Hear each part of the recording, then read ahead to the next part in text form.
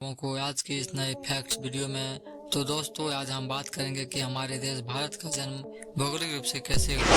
आज से करीब 20 करोड़ साल पहले हमारी धरती आज वाली डिवाइडेड कॉन्टिनेंट नहीं थे। उस वक्त सिर्फ एक सुपर कॉन्टिनेंट पैंजिया हुआ करता था और इसके चारों ओर एक विशाल महासागर था जिसका नाम पैथालासा सागर था। और आज के सारे कॉन्टिनेंट इसी पैंजिया से विखंडित होकर बने हैं।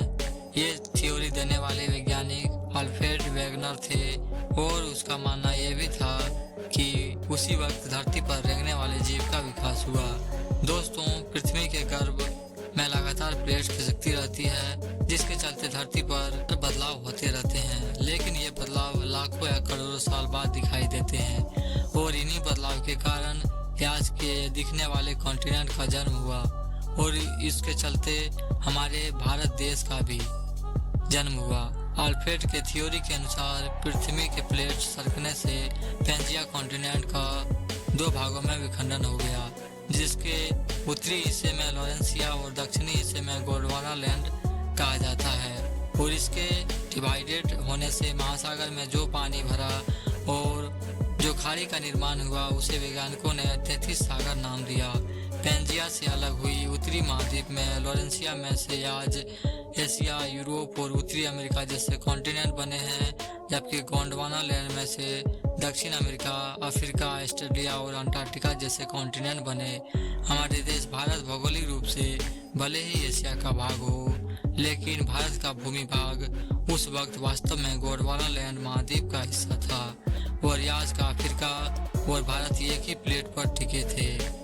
धीरे धीरे प्लेट्स के सरकने से प्लेट भी अलग हो गई कि जियोग्राफिकल प्लेट्स अफ्रीका से अलग होकर धीरे धीरे एशिया की ओर बढ़ने लगी। आज की लद्दाख हिस्से की ओर लगातार बढ़ने लगी।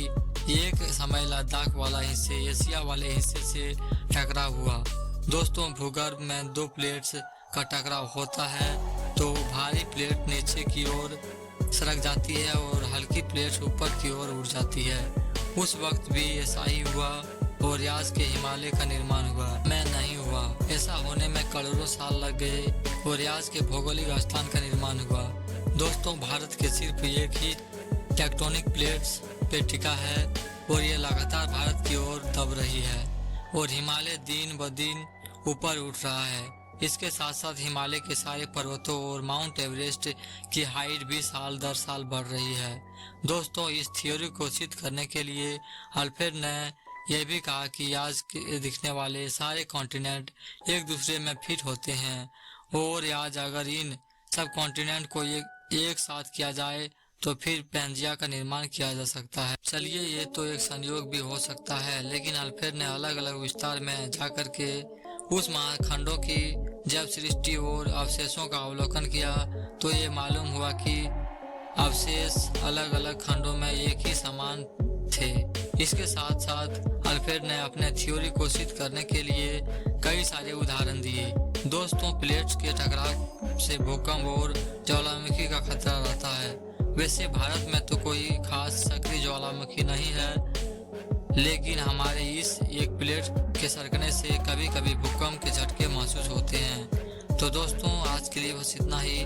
मिलते हैं नेक्स्ट वीडियो में। आज की जानकारी कैसी लगी कमेंट करके बताएं। सो गाइस, वीडियो वॉच करने के लिए थैंक यू।